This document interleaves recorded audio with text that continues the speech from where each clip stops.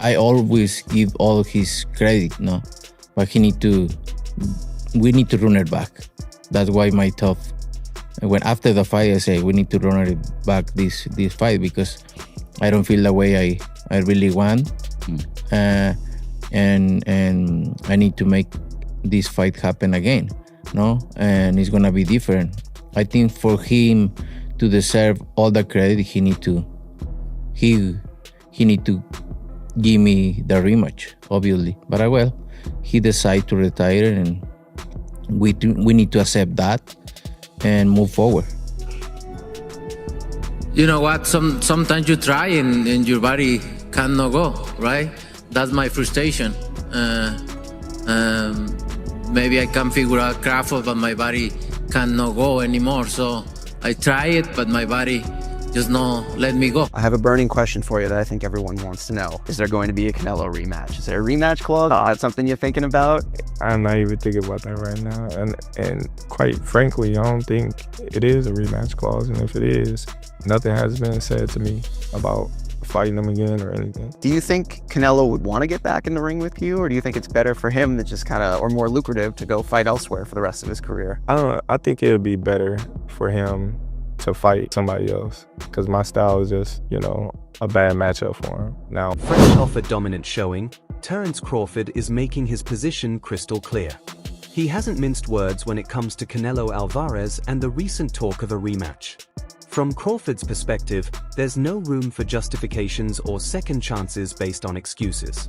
He believes he already demonstrated the strategy, composure, and psychological advantage needed to break down the Mexican star in a true back-and-forth battle, not merely endure the pressure, but control it. For Crawford, this goes beyond protecting his legacy. It's about earning undeniable respect. And if the rematch conversation continues, he seems fully prepared to silence any lingering doubts once and for all. Did you watch the Terence Crawford Canelo Alvarez fight? Yeah, I did. Woo, talk about slick. Oh my goodness. Who's ever done that? Who's ever jumped up 2 weight classes like that? It's crazy. Scary. He's so clever, and it got to the point where he got so comfortable, he's like pit-patting him, and then like, what? And you're watching, like, this is amazing. Like, that's history, obviously. You shouldn't be able to do that. You shouldn't be able to fight at that weight for the first time ever. Against one of the greatest greatest of all time, and do what you did. You're beyond an outlier. You're an anomaly. Terence Crawford accomplished what many believed was impossible, jumping up several weight divisions to challenge the naturally bigger Saul Alvarez. Rather than playing it safe or focusing on survival, Crawford delivered a tactical showcase. He stayed in close range, controlled the distance with smart footwork, and used sharp counters and slick defense to keep the super middleweight champion uncomfortable throughout the contest. What stood out just as much as the performance was Alvarez's response afterward. During the post-fight press conference, he didn't point to injuries or outside factors. Instead, he acknowledged the defeat, admitted he struggled to solve Crawford's style, and even stated that Crawford surpassed Floyd Mayweather Jr. in terms of the challenge he presented. It was a rare and powerful display of respect from one elite fighter to another. And lastly for me, champ, in the world of comparisons that we live in right now, if you can, compare and contrast the fight between yourself and Floyd Mayweather Jr. and tonight's bout with Terence "Bud" Crawford, if you can. No, I think Crawford is way better than Floyd Mayweather. Just a few months later, that earlier show of humility seems to have faded. Saul Alvarez has revisited the defeat, but this time with a very different explanation. Instead of simply crediting Terence Crawford, he suggested that physical setbacks played a major role. According to Alvarez, his legs cramped up during the fight, disrupting his strategy. He also pointed to elbow problems that reportedly required surgery afterward, along with what he described as an unusual lapse in focus on the night. In the fight world, changing the narrative after the fact rarely goes over well. Online reaction has been swift, with many fans drawing comparisons to Deontay Wilder and the backlash he faced over his post-fight explanations in the past.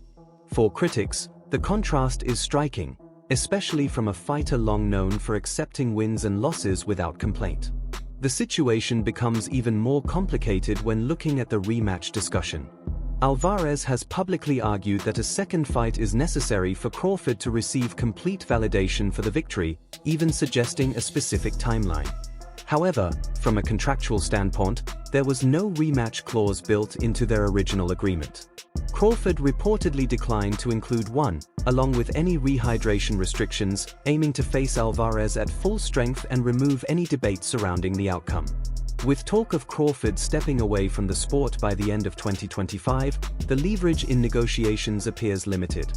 Without contractual obligations in place, any potential rematch would depend entirely on mutual agreement rather than obligation.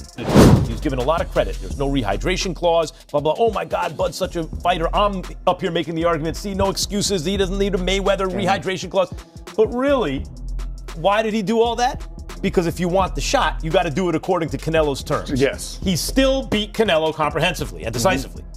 In the rematch, Crawford would be within his rights to say, okay, wait a minute. Now there's going to be a rehydration clause. Now there are going to be some things that favor me. And once that happens, it's just going to get worse for Canelo. I wouldn't like that with Crawford's legacy. I don't think I know, but his character. If you were Canelo, if you were Crawford, like, I understand what you mean. I already proved my point the first time. All right, you want the rematch? Okay, but now it's going to be on my conditions. You maybe different money terms. Say you want parity and money, which obviously never has been with Canelo. Stuff like that. See, that's my thing. You begging for this fight, and you go on these shows where I don't think he's begging for it either. He's not begging. I've never. You know what? Shady loves to say that. Oh, why did coverage or why did you get into it with fighters? You know why? Because I interact with the fighters. Let's get Canelo here, and then you say this to Canelo. You think I'm gonna get this thing? I don't care about that. Listen, man. Many people assume that the right amount of money can tempt any retired fighter back into action. But Terence Crawford appears to be cut from a different cloth. Reports circulating in boxing circles suggest that Turki Alalshik was prepared to put forward an eye-watering offer, rumored to be around $100 million, to entice Bud into a second clash. For most athletes, that type of Saudi-backed payday would be impossible to ignore. Yet Crawford's alleged response turned heads across the sport. Instead of entertaining negotiations, he reportedly declined, signaling that financial incentives alone aren't enough to sway him. According to those close to the situation, he made it clear that his principles and sense of personal fulfillment outweigh any additional fortune he could stack onto his career earnings. In an era where megapurses often dictate decisions, Crawford's stance reinforces the idea that not every superstar is motivated purely by the size of the check. Don't got $100 million for me, don't even talk to me about it. And that's what I'm talking about. That's what I like to hear. Basically, let me translate, because we know Crawford don't like to do too much trash talking. He likes to keep it clean. What Crawford is saying to Canelo, the price on your head for a rematch is $100 million because he already collected it last time. So is not gonna go with the rematch. Talk is cheap. With Crawford being the A side, with Crawford getting the lion's share, with Crawford getting fair judges, mainly, Canelo is gonna say, hell nah, to the no rematch. I'm telling you, he gonna start speaking English again. We haven't heard Canelo speak English for a minute now, I think. As soon as they show Canelo Alvarez the realistic terms on the contract for the rematch, he's gonna wake up to reality. For Terence Crawford, the hesitation isn't really about the fight itself. By his own explanation, sharing the ring for 36 minutes with Saul Alvarez isn't what weighs on him the most. The real toll comes long before the opening bell. Elite training camps at that level demand months of punishing preparation, strict dieting, brutal sparring rounds, relentless conditioning, and constant strain on joints and muscles. For a fighter moving up in weight to face a naturally larger opponent, that grind can be even harsher. Crawford has suggested that repeatedly putting his body through that kind of stress carries long-term consequences that don't simply disappear after payday. Rather than focusing on one more lucrative event, he appears to be thinking about life beyond boxing, protecting his health, avoiding chronic injuries, and ensuring he can enjoy time with his family without lasting physical damage. In a sport built on risk and reward, Crawford seems to be choosing longevity and quality of life over another headline-grabbing check. Because boxing is not all about knocking somebody out. Yes, that's part of it. That can happen, but boxing is a sport where you can outpoint somebody too. That's why they go to the scorecard. I appreciate that take, bro. That's real educated, man, real thoughtful. But you know, you ain't had a decision win in a long time, bro. You know, you known for like being a great finisher.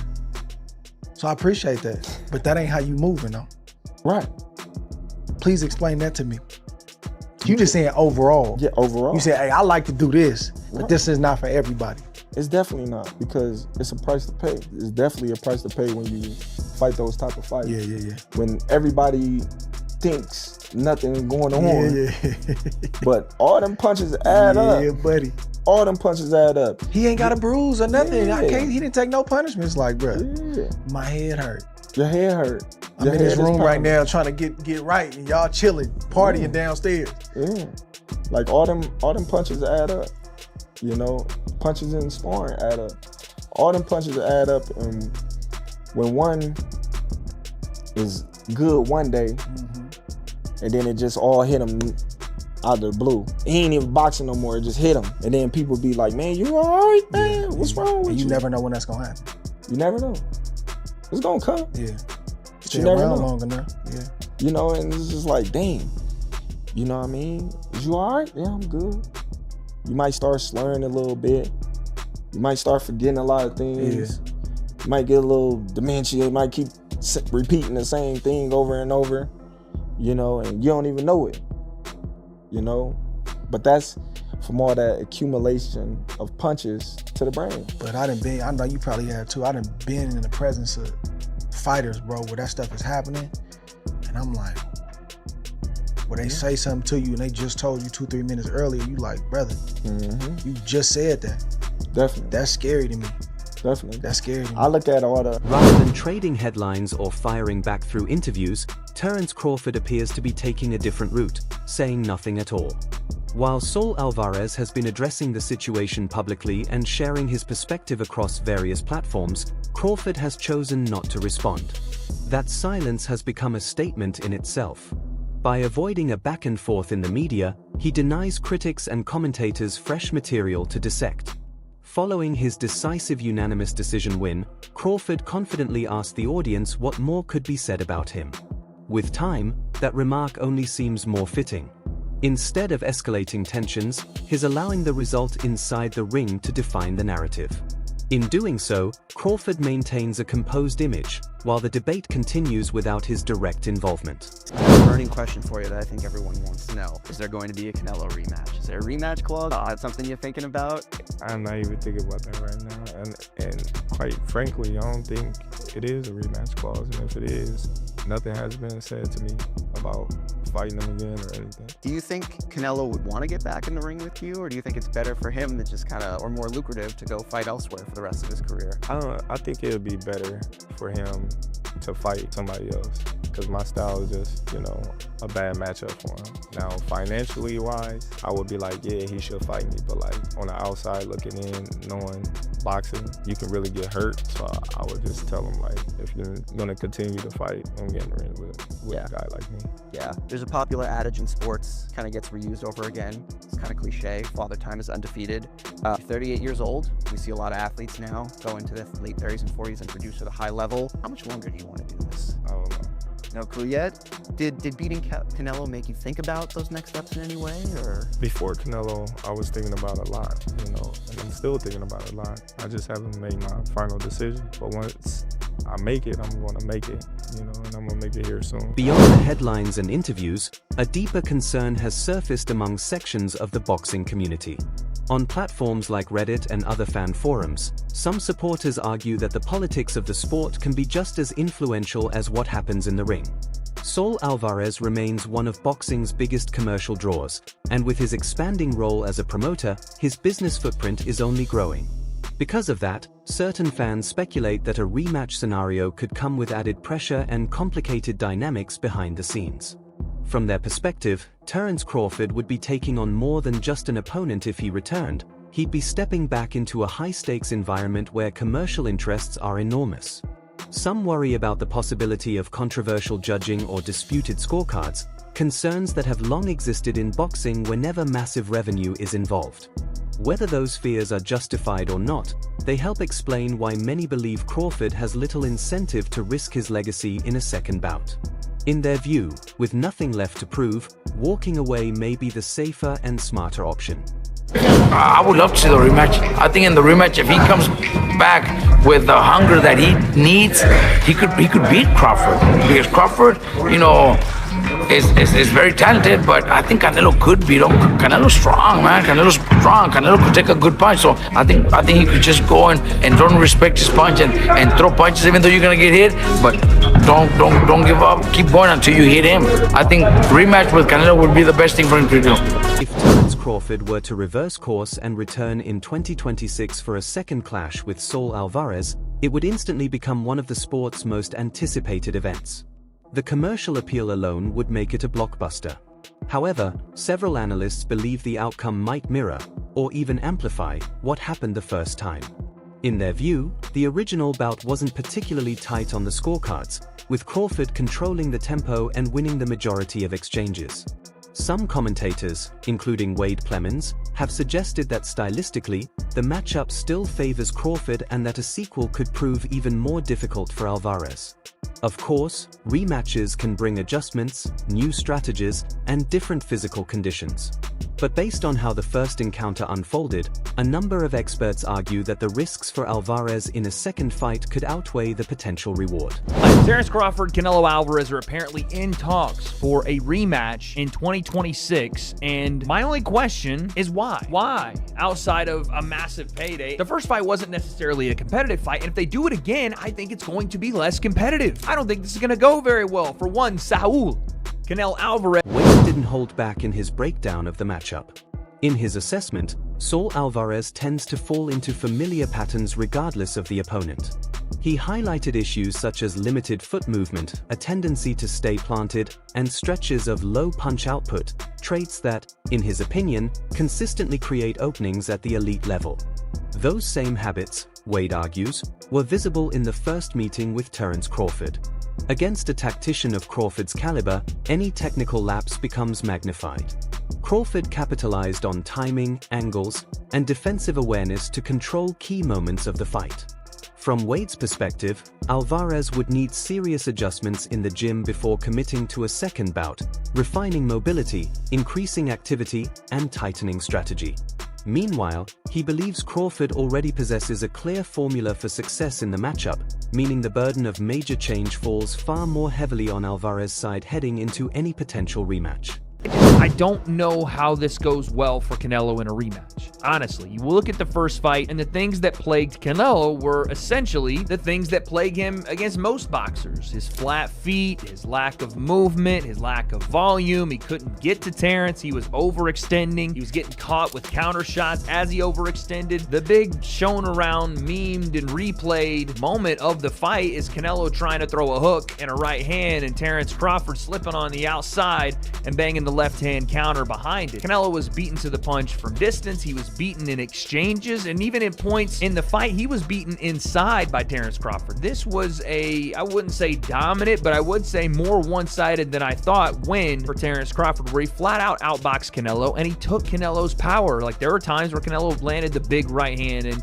Terence Crawford took it. So what would be different if they fought again? The only different thing that potentially could happen would be in Canelo's hands. He would have to find ways to be different, and as much as I would love to believe that's possible, Canelo getting up there in age, I understand Terence Crawford is older, but Terence Crawford already fights at a way that's advantageous versus Canelo. He doesn't really have to change much. And he's fighting up a couple of weight classes from where he normally did, so he doesn't have to really worry about a weight cut either, and he's filled into that weight class because he looked just as big, if not bigger, that Canelo Alvarez did on fight night. So the question is, Wade's view is straightforward. If Saul Alvarez wants a different result against Terence Crawford, he has to deliver a near-perfect performance. According to him, anything less simply won't be enough against a technician of Crawford's level. He referenced one of Alvarez's standout past performances as the standard, a night where his timing, head movement, punch variety, and controlled aggression were all firing at once. Wade's argument is that Canelo must rediscover that version of himself, eliminate the technical lapses seen in the first Crawford fight, and increase his activity and urgency. In short, Wade believes a cautious or measured approach won't cut it. If a rematch happens, Alvarez would need to make immediate adjustments, apply smart pressure, and fight with sharper intensity from the opening bell to realistically shift the outcome. realistically think Canelo could and should and would do differently for this fight is he would have to fight Terence Crawford like he fought Sergey Kovalev at 175. That's genuinely what he would have to do. He'd have to be lighter on his feet, he'd have to throw more combinations, and he'd have to be quicker with his hands, as he was in that fight. And I'm not saying that he changes everything about himself. Canelo had success in moments with Bud Crawford, but that's what he would have to do, and some, right? He would have to be able to add layers to his game and not be so flat-footed. And if he's going to combination punch, he's got to do so in the fire with Terence Crawford, which going into the first fight, I didn't think Terence Crawford was going to have as much success with his combination punching because he'd have to be in front of the powerful hands of Canelo. But again, he was able to do so off the back foot and front because Canelo threw one at a time. He threw the jab or the right hand, or he threw the hook right hand. And again, Terence Crawford remained mostly southpaw, which does give Canelo problems because now he has to lead with his backhand versus punctuate with it. And his jab gets neutralized, and it's just a mess of a fight for Canelo. It really is. I don't hate that he wants to get that back. And the matchup itself is, again, one of the only ones that Canelo can still have. Make a shit ton of money and potentially not completely kill his star. Despite outlining what Canelo would need to change, Wade ultimately remains unconvinced. In his prediction, Saul Alvarez still wouldn't be able to overcome Terence Crawford in a second encounter. He argues that the stylistic matchup itself is the core problem. Crawford's adaptability, ring IQ, switch-hitting ability, and command of distance create complications that don't align well with Canelo's more methodical, pressure-based approach. In Wade's view, that clash of styles favors Crawford almost by default. Because of that, he believes Alvarez might be better served focusing on new challenges rather than revisiting a matchup that, stylistically, seems stacked against him. The first time he saw him, and maybe you could say, listen, Canelo just needed to see him one time to figure out that puzzle, right? He figured out Triple G, was able to re-implement it in the rematch, and then the third fight, it was not even a great fight. Canelo just did what he wanted. But this is not the case, I don't think, with Crawford. I think Crawford just has a style that is really, really tough for Canelo. And I'll be honest, if they fought again, it would be more dominant for Terence Crawford. I truly think if in 2026 they book this rematch, I think Crawford dominates him even worse. And I'm not saying he stops Canelo because I don't know if that's something that Terence could get at 168 because Canelo's chin has still really never been tested like that. Like, he didn't really get hurt in the Crawford fight. He just got outboxed. But maybe he potentially would be able to stop him. But I just think it would be more one-sided than we saw in the first fight and would just reestablish that Terence Crawford is that fucking guy in this sport right now. The top guy, the head honcho in this sport, which is, I don't know. I mean, is it dangerous to Canelo's legacy to lose to the best of this era and the best of the era previously? I don't know. Like, did Canelo ever have an era where he was the best in the world? Maybe that's the question he's still trying to answer himself, and why he would want this rematch with Crawford. But when I see this news coming out of him wanting the rematch, having the elbow surgery, maybe in his mind going, okay, my elbow wasn't fresh, I wasn't able to turn my shots over, so that's why I can win this rematch. I like the competitive nature of it. I don't like the fight for him. I think the matchup's all wrong for Canelo. I think this style of fight, in terms of what Terence Crawford does well, is counterpunching off the front and back foot, his ability to go from range with his jab, be inside with it too, protect himself, catch counter with punches. He's got just a different timing than Canelo really has on his punches, and then you pair it with the volume that Terence Crawford can throw, and his feet, and his angles. This is the bad match. In the eyes of many supporters, Terence Crawford couldn't have scripted it any better. He moved up in weight, conquered one of the sport's biggest names in Saul Alvarez, strengthened his financial future, and stepped away with his legacy secure. For some, that's the ultimate power move, finishing the job and exiting on his own terms rather than risking unnecessary battles. The debate now centers on legacy. Is Alvarez damaging his reputation by revisiting the loss with new explanations? Or does the magnitude of the matchup justify one final blockbuster rematch for the sake of boxing history? What's your take? Should the story end as it stands, or does the sport deserve one more chapter between these two elite fighters? Share your perspective and keep the conversation going.